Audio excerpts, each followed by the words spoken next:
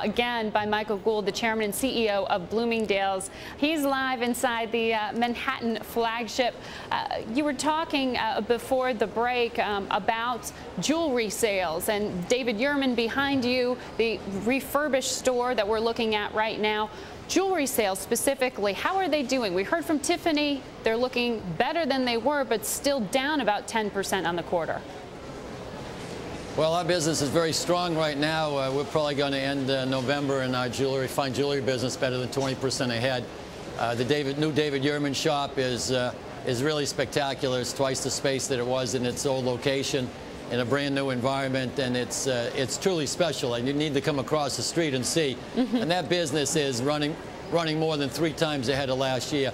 So whether it's that or the new Vuitton shop right next to it, the new cosmetic floor that you see right behind me, we have a lot of strong businesses. So we are at this moment, I am cautiously optimistic for a very strong fourth quarter for Bloomingdale's. And I think that it bodes well for moving forward with the brand.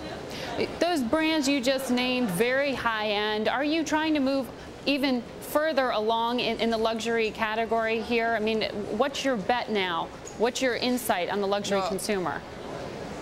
Well, I think the luxury consumer is there. I think the luxury consumer has changed somewhat. I don't think it's luxury at any moment of the day.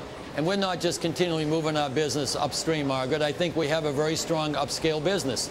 That's our franchise, whether it be Chanel or Vuitton or Elie Tahari or Giorgio Armani, Ralph Lauren.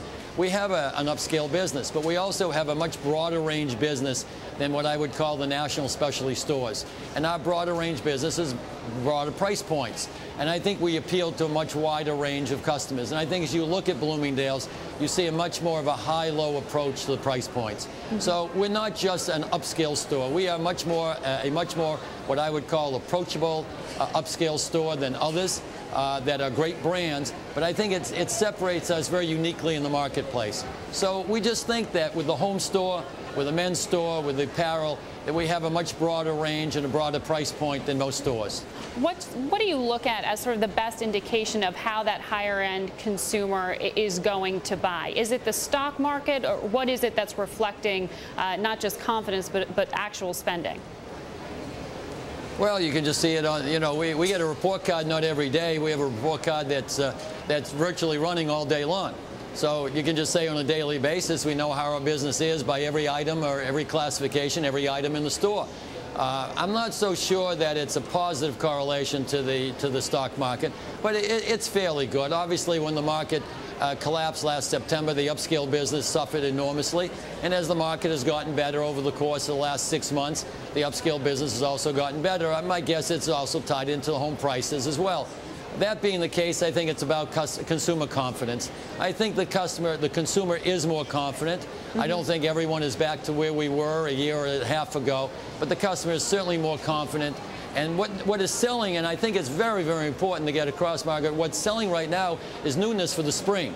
If you go to many of our departments in apparel now, we have spring merchandise in already, and we are getting incredible positive checkouts on the spring merchandise at regular price. This, to me, right now, is the most important thing and development that I've seen over the course of the last 6 months. Because that indicates to you a desire to spend. It's not just need-based buying in the immediate. Well, I think it's a desire to spend. I think there's a desire to see newness, and there's a desire for trend. I think the customer has really denied themselves an awful lot over the course of the last year when you look at retail sales.